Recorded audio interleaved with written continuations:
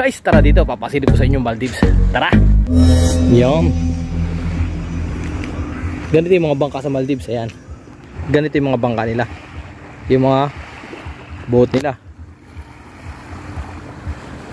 Yan, ganyan po yung mga boat nila dito sa Maldives. Yan. Ito yun. Parang yate na yan. Normally na yan, mga speed launch, speed boat. Pero yung isa na yan, hindi normal. Wala sa atin niya ganyan. Parang ganito yun guys, oh. Yung nandun kanina. Purong kahoy siya. Itong nasa huli, yung timon. Ayan oh, ito yung gumagalaw. Ayan.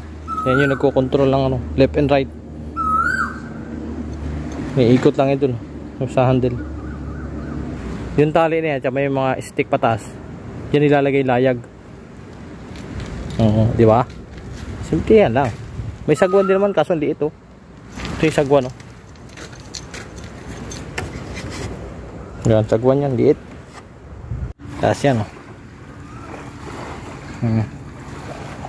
Malapit kami sa city.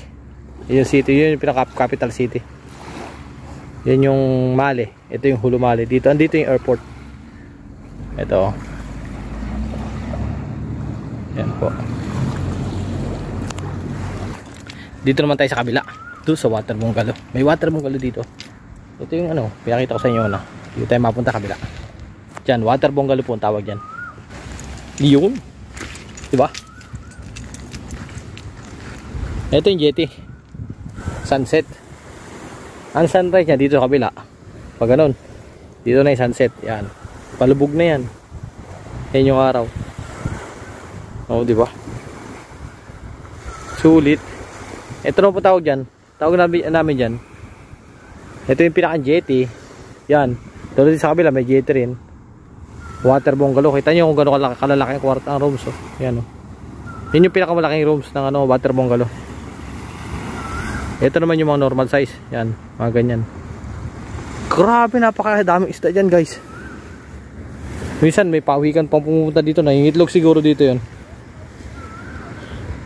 Tara na. Palaki na palaki mo araw, oh. Ayan, oh. Alright. Okay. Konting silip lang yan. Para na rin kayo nakarating ng Maldives. Grabe dito, napakalino ng dagat. Kitang-kitang ilalim. Oh, nandito na tayo sa jetty. Papatong na tayo. Oops. Flex muna lang view ko. At yung bisikleta ko andyan sa likod. Ito, normally yung mga trabaho ko. Nakatulad yan, oh. Maagang suminding ilaw na ano yung timer nya. Masyadong agang sinding timer, kaya adjust ko yan ngayon. Alright, sarap dito. Nakaka-relax yung lugar. Kita nyo naman, oh. Napakalinis, napakaangas, diba? Napakaangas. Diba? May susi ko na iba. Nandito na ako guys, ano, tahimik lang ako. Tapos baka may gas dito sa loob. Makakaabala tayo. Buksan ko lang to. Yan. Bukas na. And then, ito na yung mga breakers. Naiwak yung tester ko. 17, 18. Mali yung oras ito. Patay na yan.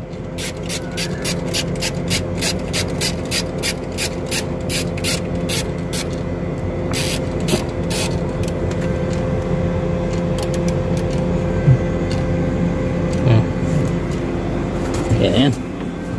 Masyado kasi siyang maagang sumindi.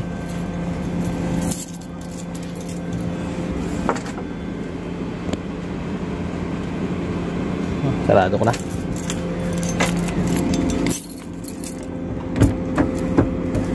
Okay.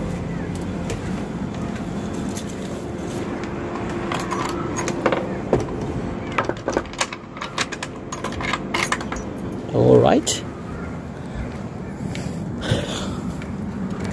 Ang layo ng bisikleta ko.